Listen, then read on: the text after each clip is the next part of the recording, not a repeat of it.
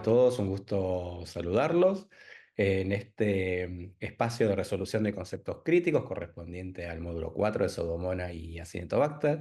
Estaremos abordando los fenotipos de resistencia más frecuentes en Pseudomonas, cuál es el rol de los nuevos antibióticos para facilitar el diagnóstico microbiológico, los mecanismos de resistencia a carbapenemes en Acinetobacter, cuál es el estado de situación de Latinoamérica y la preocupante emergencia de resistencia a colistin en estas latitudes, qué métodos tenemos en el laboratorio para determinar la sensibilidad a colistin en Acinetobacter, cuáles son las guías de manejo clínico, por ejemplo, las sugerencias de la ITSA el último año para el abordaje del acineto resistente a carbapenem.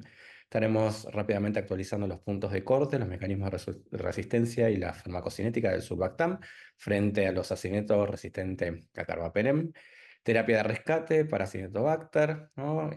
Los que tuvieron la posibilidad de hacer el caso clínico, nos enfrentamos a estas situaciones lamentablemente bastante seguido en el último tiempo, de no tener opciones terapéuticas para Acinetobacter, no contar con todos los antibióticos necesarios para hacer frente a esta problemática y tenemos que recurrir a terapias compassionales. Y de los nuevos antibióticos, que han tenido una excelente disertación, un poco de pasar de la teoría a la vida real, cómo es el escenario actual de estos nuevos medicamentos que esperemos estén disponibles en toda la región prontamente. Con respecto a Pseudomonas aeruginosa y los nuevos antibióticos, Ceftolozano, Tazobactam, Ceftavi e Imirrele, ¿cómo se comportan frente a los fenotipos más frecuentes? A modo de resumen de lo que estuvieron viendo con la disertación del doctor Oliver, la cefalosporinasa, ya sea de reprimida o en su estado inducible, no se ve prácticamente alterada la actividad de estos antibióticos, son todos con garantizada sensibilidad. Lo mismo pasa con los déficits de porina o PRD. Vamos a verlos en el antibiograma como sensible. Recién cuando tenemos hiperproducción de las bombas de flujo, sobre todo el MEX-AB, en una contribución sustancial, podemos ver que se empieza a afectar la actividad de ceftazidima y bactam, pero Imirrel y ceftolozano tazobactam permanecen inalterados. Lo mismo pasa con las pseudomonas aeruginosas, que son difíciles de tratar, carbapenemasa negativa, que generalmente combinan, ¿no?, el déficit de porinas, el de flujo y la cefalosporinasa. En todo ello hace que redunde, ¿no?, en mayores niveles de resistencia a la ceftazidima y bactam, mientras que ceftolozano e imipenem-relebactam permanecen activos. Es distinto es el escenario cuando tenemos una metalobeta-lactamasa. Acá vamos a ver corresistencia a los tres nuevos antibióticos. Y por último, las mutaciones en PDC, como les contaba el doctor Oliver, van a afectar de manera cruzada al ceftolozano tazobactam y a la ceftazidima bactam, y en muchos de estos casos es a costa del fenómeno de sub y baja de provocar sensibilidad colateral a los carbapenémicos. Por eso vamos a ver en estos casos sensibilidad al imipenem relebactam.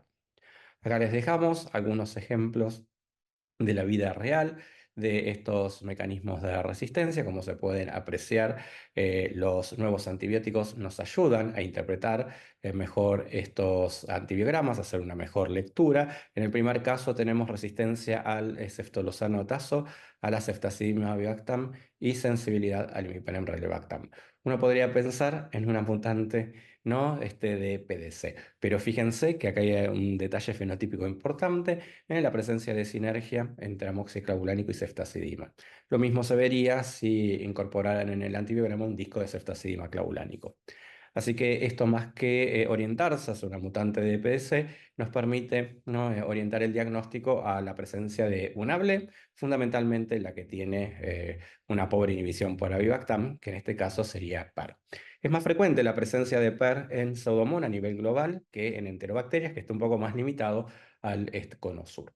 Entonces, fíjense cómo superposiciones fenotípicas, la mutante de PDC y la PER, pueden compartir bastantes denominadores en comunes en el fenotipo, pero hay sutilezas que nos hacen orientar el diagnóstico hacia uno de ellos. En el segundo caso vemos resistencia concurrente a las tres nuevas drogas. Acá hay prácticamente muy poco que pensar.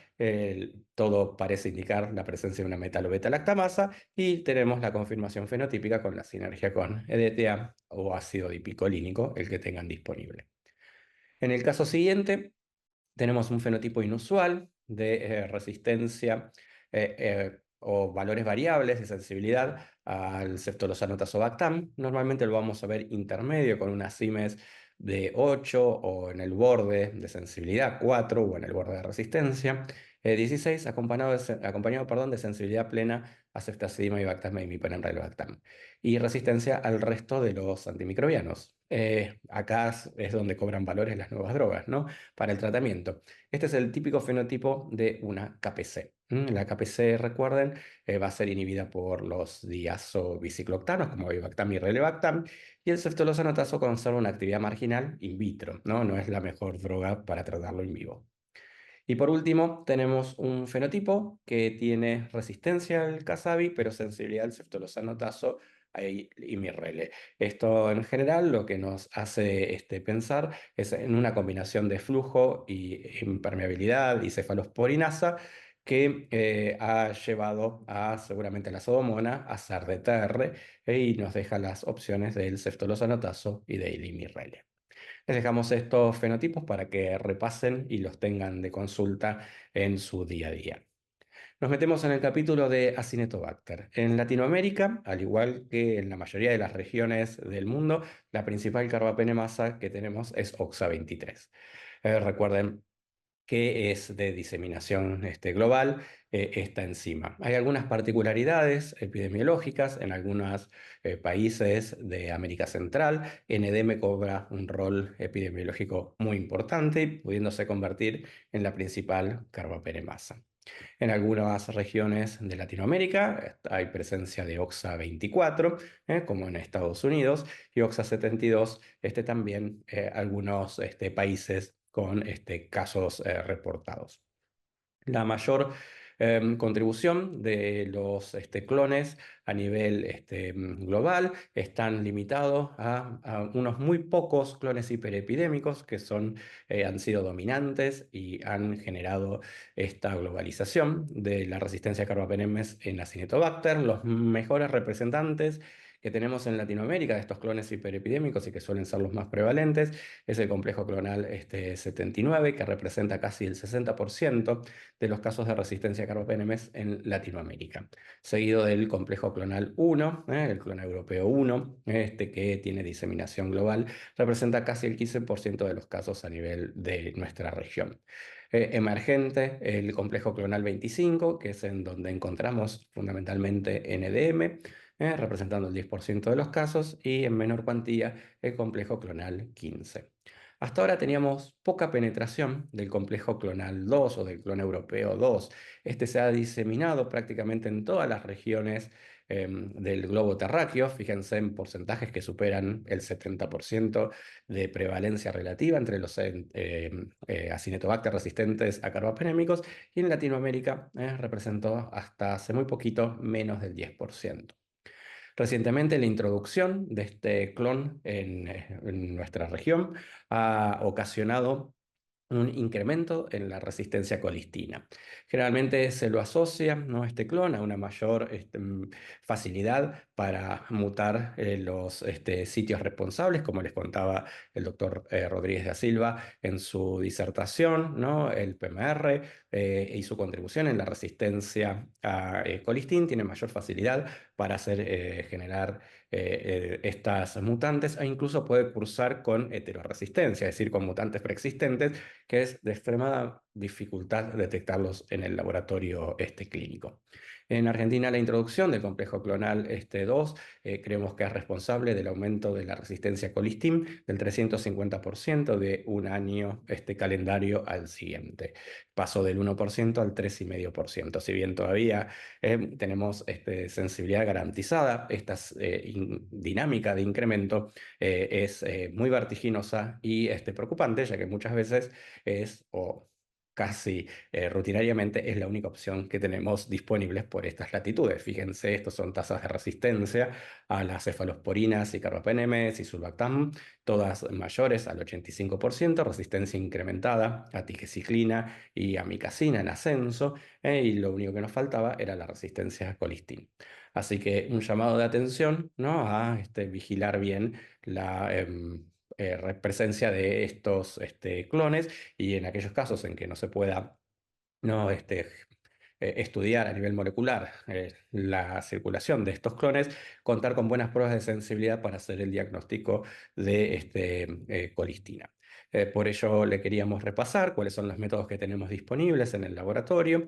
Sin duda, el gol estándar es la microdilución, pero entendemos que es una limitante en la mayoría de los países de medianos y bajos recursos, y les diría que prácticamente, ¿no?, en todo el globo terráqueo poder realizar de rutina microdilución es realmente muy complejo, costoso. Tenemos métodos alternativos que han tenido buena correlación con los puntos de corte tanto del CLCI como el UCAS, como el agar spot, el test de la gota o el drop test.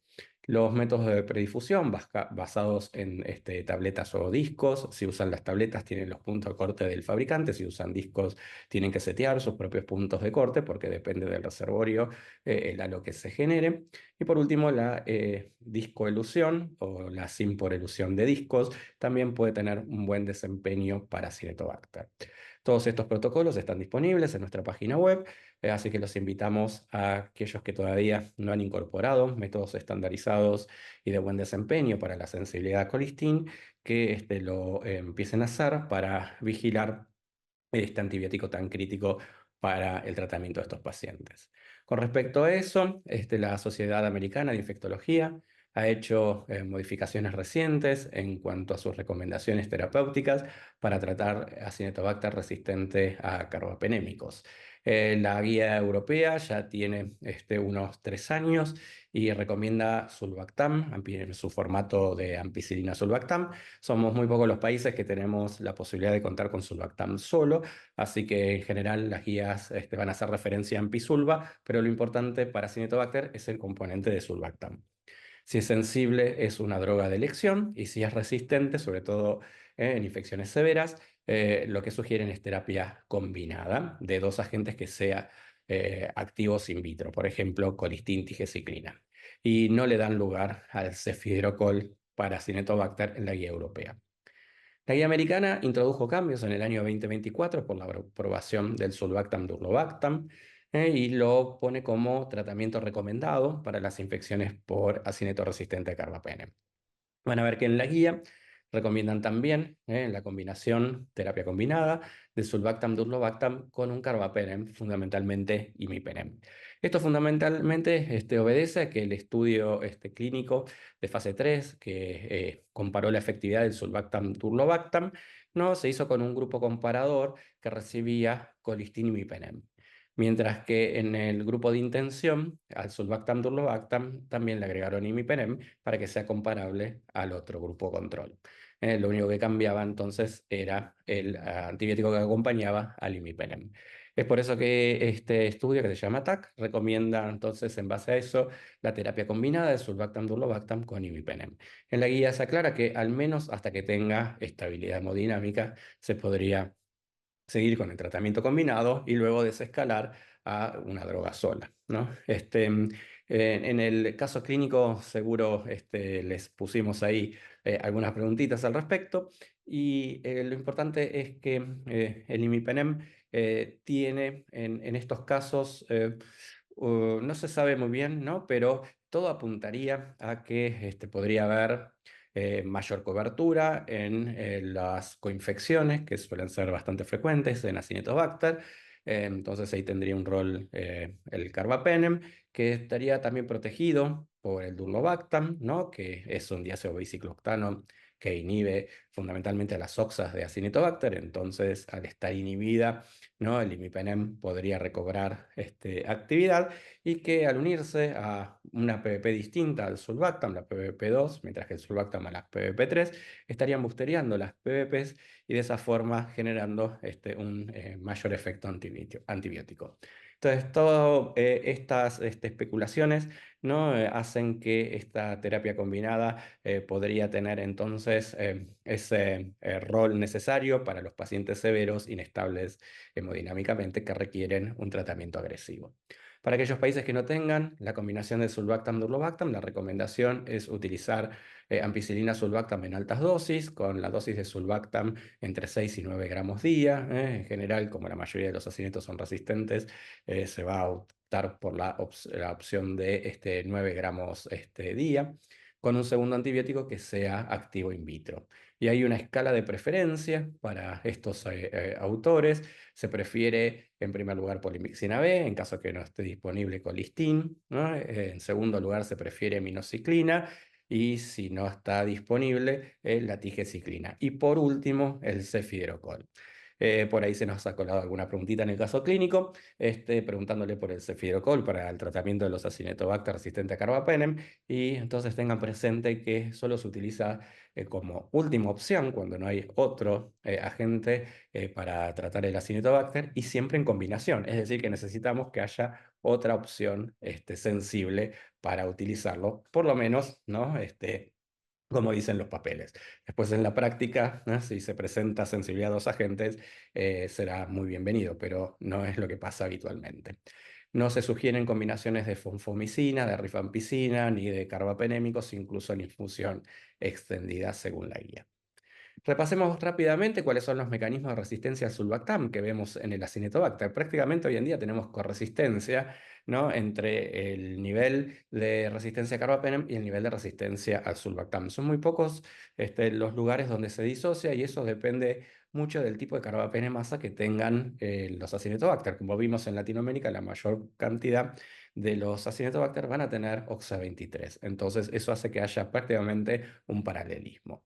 Imaginamos que tenemos un Acinetobacter sin mecanismo de resistencia adquirido, va a tener una SIM a sulbactam D2, ¿no? Dentro de la categoría de sensible. Si a este Acinetobacter le incorporamos con el mismo background genético una metalobetalactamasa de naturaleza IMP, la SIM no se mueve. ¿Esto qué significa? Que la IMP1 no hidroliza sulbactam, sigue siendo activo. Es decir, que podemos tener metalos betalactamasas con sulbactam activo, y seguramente tenemos que pensar en una beta-lactamasa de tipo IMP. Cuando le agregamos OXA24, la SIM solo se levanta una dilución, es decir, que prácticamente esta OXA tiene una actividad marginal sobre el sulbactam, y es por eso que a lo mejor en Estados Unidos vemos donde esta OXA es una de las más prevalentes, donde vemos mayor niveles de resistencia a carbapenem que a sulbactam. Precisamente porque esta OXA no confiere resistencia plena al sulbactam. 4 microgramos por mililitro sigue siendo sensible. Y esto hay que tenerlo presente porque las guías vienen desde este país, ¿no? Con esta epidemiología. La OXA 58 ya ahí tiene una elevación significativa, a 8 miligramos por mililitro, ya empiezan a ser intermedios, son SIMs de sulbactam, no las que estamos indicando. Recuerden que si fuera la SIM de ampisulva, es una dilución mayor porque se prueba en la proporción 2:1.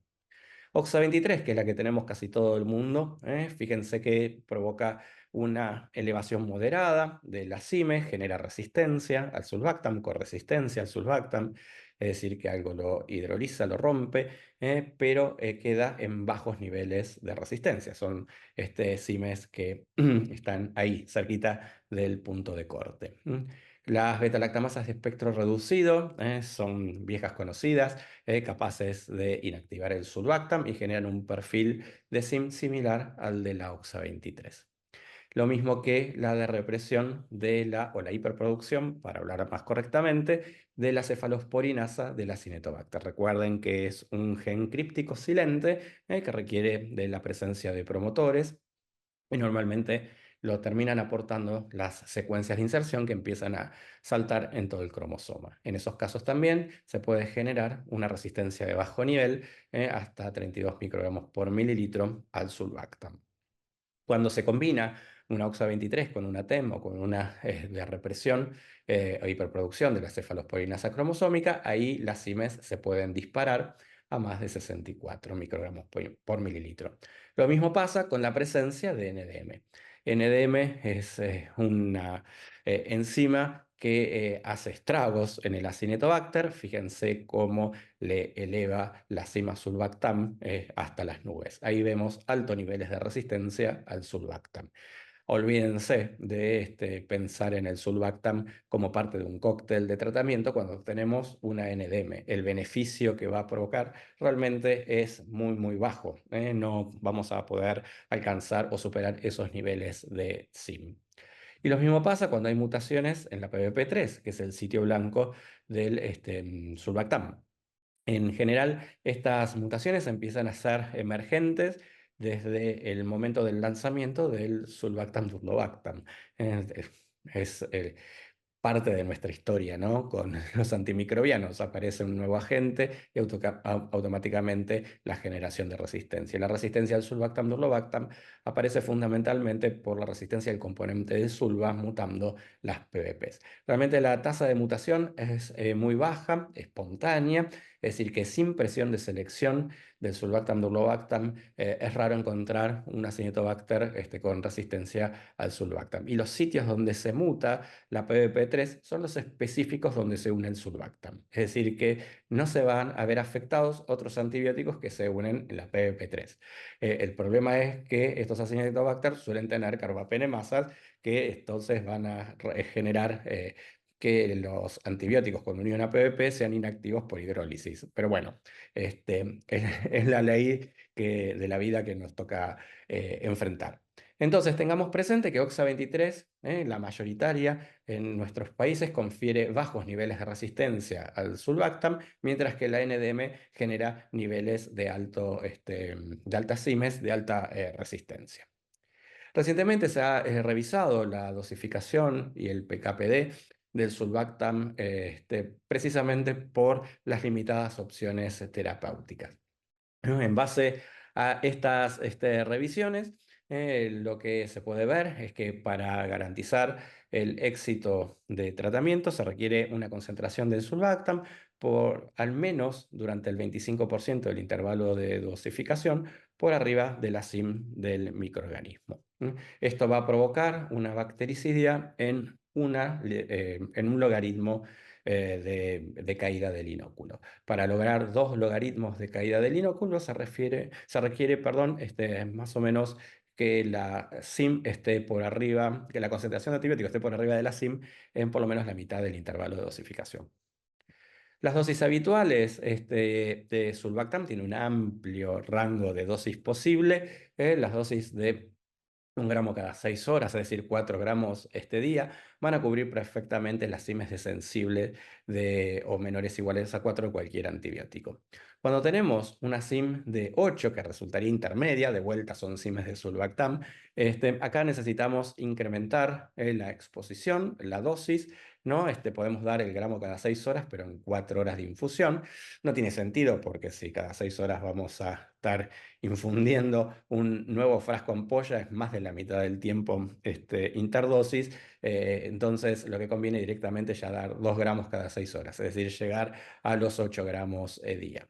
Para las CIMES de 16 y para las CIMES de 32, utilizando 9 gramos al día, es decir, 3 gramos cada 8 horas, acá sí en 4 horas de infusión, es decir, la mitad del intervalo de dosificación con el goteo lento, se pueden cubrir entonces CIMES de 16 y 32, que son realmente las que más frecuente vemos en el Acinetobacter. Entonces acá nos aparece un concepto nuevo que desafía lo que conocemos. Mientras que las CIMES de 4 son llamadas a ser sensibles por el CLCI y las de 8 intermedios y las de 16 y 32 resistentes, vemos que con los 9 gramos día podemos lograr concentraciones del antibiótico que superan durante el 40 y el 60% del intervalo de dosis a las Acinetobacter que tienen CIMES de 16 y 32. Es decir que podemos entonces, logrando mayor exposición, ¿no? Cubrir cepas con CIMES de resistencia, pero resistencia de bajo nivel.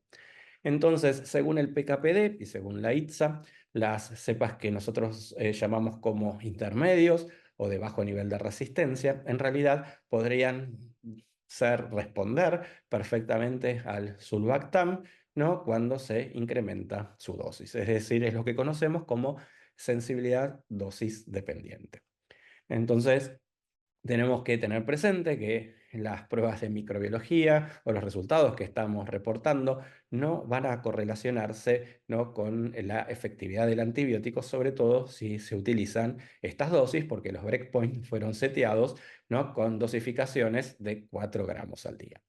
Entonces hay que hacer ajustes, conversar, y ver la mejor forma de comunicar los resultados para alinearse a las guías terapéuticas.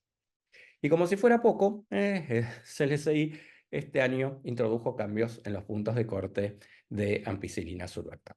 Recuerden que hasta ahora siempre les reportamos las CIMES de sulbactam, que las CIMES de ampisulva son el doble, ¿no? O lo correcto sería indicar la CIM de ampi barra la CIM de sulva, que va a ser la mitad. Acá le estamos mostrando de vuelta las CIMES de sulva solo, ¿no? El sensible menor o igual a 4, el 8 intermedio, y el resistente mayor o igual a 16 son los puntos de corte existentes en el 2025 para CLSI, que no se van a ajustar entonces a esta posibilidad de dar las dosis incrementadas de sulbactam. Pero para estos respectivos puntos de corte, durante el año 2024 y en las ediciones pasadas, teníamos definido la zona equivalente para sensibilidad mayor o igual a 15 y este año se modificó a mayor o igual a 22. La verdad que el cambio es más que significativo. Es decir, que incrementar 7 milímetros la categoría de sensible, por supuesto, lo vuelve mucho más exigente al punto de corte. Hay que ver si esto es apropiado, ¿no? Desconocemos todavía el racional para estos cambios. Lo que sí conocemos es que nosotros hicimos la evaluación de los puntos de corte y teníamos ya problemas con los puntos de corte del 2024. Teníamos un montón de Acinetobacter, casi el 23%, con errores menores. Pero una tasa inaceptable de error. Y estos cambios que introdujo el CLSI en el año 2025, lo que hizo fue incrementarnos esta tasa de error. Entonces, la sugerencia es que se evalúe en cada una de sus respectivos países la eficacia de estos cambios de punto de corte. Y son los únicos que tenemos, porque EUCAS no tiene recomendaciones para sulbactam en Acinetobacter. Así que hay que buscar la forma de que funcionen sí o sí. Por eso nosotros lo que hicimos fue modificar los puntos de corte del sulbactam de tal forma que se ajusten a la epidemiología local y a la distribución de CIMES de cepas que tenemos circulando en el país. Y encontramos que los mejores puntos de corte para sensibilidad es algo intermedio. Entre el 15 y el 22 hay un punto en el medio que funciona mejor. Nos fuimos a los dos extremos, que para nosotros fue mayor o igual a 18. Y aprovechando que teníamos que recalibrar el disco respecto de la SIM para encontrar el mejor punto que defina la sensibilidad, aprovechamos a englobar las CIMES de 8, 16 y 32, que son las sensibles dosis dependiente, en una sola categoría. Es decir, separar la categoría de resistencia en la alta y baja resistencia, y las que son de baja resistencia, que son posibles de ser cubiertas con la dosis incrementada del sulbactam, englobarlas con las cepas intermedias. Ahí surge nuestra categoría SDD, que incluye las CIMES de 8 a 32 y van a tener halos entre 17 y 7 milímetros. El halo de 6 milímetros corresponden a los altos niveles de resistencia de SIM, de 64 o más de 64 de SIM al sulbactam. Con una aclaración, hay un 30% de las CIMES de 32 que pueden dar una zona de inhibición de 6. Así que lo que se recomienda, ¿no?, es que, o recomendamos a los laboratorios en Argentina, es que aquellos Acinetobacter que cursen con un halo de 17 o 7 milímetros se reporten como sensible dosis dependiente, ¿no? Esto entonces va a ser un llamado de atención para el cuerpo médico para no descartar al sulbactam como opción terapéutica o para tranquilizarlo, ¿no? Si el tratamiento indicado, porque no queda otra, ¿no?, es sulbactam en combinación con alguna otra droga, para que entonces tenga la tranquilidad que el Acinetobacter tiene muchas chances de responder bien a ese agente de sulbactam. Cuando tenemos un halo de 6 milímetros, lo que recomendamos es hacer una prueba para metalo-beta-lactamasa. Si da positivo, lo más probable es que se trate de un NDM, una NDM. Si da negativo, podría tratarse de una posible OXA con SIM de 32, de esas que se cuelan, ¿no?, en el extremo de la distribución de SIMES, o podría ser una combinación, como veíamos antes, de OXA 23 con TEM, de OXA 23 con la hiperproducción de la cefalosporinasa. El tema es que los métodos automatizados no tienen capacidad de discriminar estos niveles de SIM. Con suerte, algunos llegan hasta la SIM de 16, ¿no? Como por ejemplo el Bytec, el Phoenix reporta mayor de 8, la SIM del Sulbactam, o sea que no están alineados, ¿no?, con la posibilidad de discriminar las categorías dosis dependiente que hoy en día se requieren. Esperemos que en el futuro puedan agregar una o dos diluciones más para brindarnos las herramientas necesarias para el mejor diagnóstico. Por lo tanto, y por el momento, estamos dependientes de los discodifusión, o aquellos que no tengan problemas financieros pueden utilizar las tiras de gradiente para Sulbactam que están disponibles, pero sabemos que tienen un costo importante. Para los casos en que tengamos resistencia a todo, el famoso pandrobo resistencia, o el Sulbactam no tenga acompañante, la recomendación de Litza es Sulbactam más algo más, de vuelta hasta que el paciente muestre estabilidad hemodinámica. Entonces, en esos casos, en general, recuerden que esta recomendación de la ITSA, porque se lo dijimos en el caso clínico, pero queremos que quede bien clara, que esta recomendación de ITSA del tratamiento combinado es porque cada componente individual no ha demostrado, ¿no?, la mejor efectividad para Cinetobacter. No es que hay trabajos que demuestren la eficacia del tratamiento combinado, sino que cada componente de la combinación está floja de papeles. Fíjense que estamos dando Sulbactam para cepas con CIMA resistente. Entonces, es importante en esos casos que vaya acompañado con algo. Si no hay con qué acompañarlo, o directamente la Acinetobacter es pandrogo resistente, hay distintas terapias de rescate. La que nosotros estuvimos evaluando como salvadora es la del Sulbactam-Avibactam. Y esto les apareció en el caso clínico y se preguntarán de dónde sale.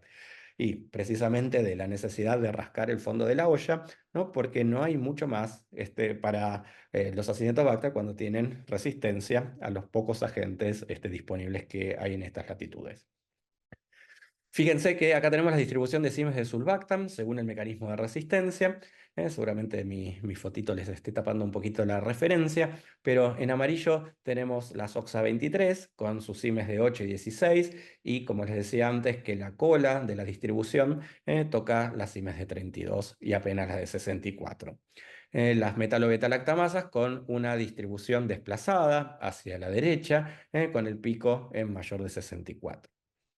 Bueno, le agregamos Avibactam al Sulbactam, lo que vemos es un efecto resensibilizador sobre el Sulbactam. Y así pasamos de tener en las OXAs de un 9% de sensibilidad al Sulbactam, pasamos a tener un 91% de sensibilidad al Sulbactam. Es decir, que la SIM a Sulbactam en la combinación con Avibactam está por debajo del punto de corte de Sulbactam solo. Lo mismo pasa con las metalo-beta-lactamasas. Vemos una resensibilización, pero es parcial. Las CIMES pasan de 64 y mayor de 1024, la CIM 50 y la CIM 90, a 32 y 64. Es decir, caen 2 o 3 diluciones respecto de la CIM original cuando agregamos el Avibactam. Pero no logra resensibilizarse por completo, porque recuerden que la NDM sobre todo es la que provoca estas resistencias de muy alto nivel. Pero para las OXAs, entonces logramos bajar las CIMES de entre 16 y 64 a 2 y 4, que son valores de sensibilidad plena. Esto tiene una traslación inmediata cuando no hay opciones de tratamiento. Y fíjense que resulta bastante similar a la performance, al menos in vitro, del Sulbactam-Durlobactam. Mientras que las CIMES 50 y 90 para el Sulbactam-Durlobactam rondan entre 1 y 4, para el Sulbactam-Avibactam son muy similares, 2 y 4. Y lo mismo pasa con las metalo-beta-lactamasas. Hay una inhibición parcial por el Durlobactam y por el Avibactam, que no logra resensibilizarlas por completo, pero bajan sus CIMES en valores similares. Recién tenemos que esperar unos años para que podamos resensibilizar el sulbactam en presencia de las NDM y para eso vamos a necesitar del DBO de tercera generación, que es el Sidebactam. Acá sí podemos ver que las metalobeta-lactamasas se resensibilizan completamente cuando agregamos Sidebactam al sulbactam. Así que mientras esa solución se haga esperar, tenemos el Avibactam como terapia de rescate en los casos en que el Durlobactam no está disponible para las OXAs. Obviamente que queda inhabilitado para las metalobeta-lactamasas. Y esto que se vio in vitro surge de la necesidad de enfrentar casos clínicos intratables. Y así podemos ver evidencia en la literatura de distintos casos, por ejemplo, algunos locales en Argentina, donde se tuvo que recurrir a la terapia compasional de ceftazidima avibactam más sulbactam para hacer frente a los Acinetobacter que eran o pandrogo resistente o que no podían recibir el colistín, ¿no? Si bien era sensible por la problemática del paciente. Y también casos que están reportados en la literatura en otros países, incluso en pacientes pediátricos, como en Arabia Saudita, perdón, y unos brotes en pacientes quemados en Francia. Les dejamos las citas para aquellos que quieren investigar un poquitito más sobre el uso de esta terapia de rescate. El tema muchas veces, ¿no?, es que requieren de la intervención de laboratorios de referencia para poder documentar claramente la sensibilidad. Pero lo que hemos visto es que si más del 90% de los Acinetobacter con OXA responde, lo que puede empezar haciendo el laboratorio clínico es descartando la presencia de una metaloenzima, ¿no? Para asegurarse que no está el mecanismo que va a impedir la eficacia de esta combinación. Eso ya es un paso enorme. Después, prácticamente todos los Acinetobacter van a responder a la combinación sin metalobeta-lactamasa, ¿no?, del sulbactam-durlobactam. Lo que habrá que definir la SIM es para ajustar más que nada la dosis de sulbactam. Como vimos, las SIMs bajan realmente mucho en presencia del avibactam, así que podrían no ser necesarios los 9 gramos día, porque no necesitamos alcanzar SIMs de 16 y 32, que es la indicación de esa dosis. Estamos hablando de SIMs de 2 y 4, generalmente en la mayoría de los casos. Entonces la intervención del centro de referencia más que nada es para ajustar la dosis en función de la SIM de sulbactam-avibactam.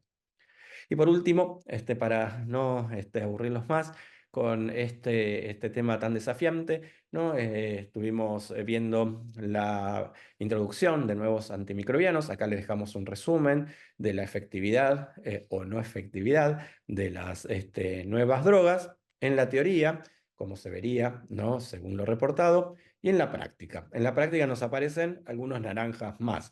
Por ejemplo, cefidrocol para las metalobeta-lactamasas, tanto en enterobacterales como en Acinetobacter. No siempre tiene la eficacia esperada, sobre todo dependiendo, ¿no?, es muy dependiente del número de copias que tengamos de la NDM. Cuantos más copias, menor actividad. Y recientemente hemos podido comprobar en un trabajo que presentamos a ECSMID si tenemos posibilidades, se lo vamos a compartir, donde vimos que el cefepime-sidebactam tampoco tiene la actividad esperada frente a las MBL, no es un 100%, ronda un 60%.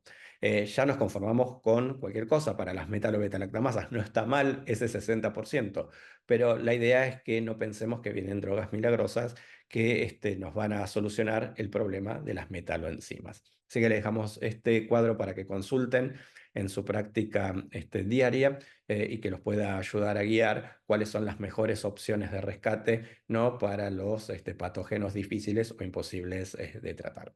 Con eso les agradezco la atención y los esperamos en el foro con todas las preguntas y comentarios que nos quieran hacer. Gracias a todos.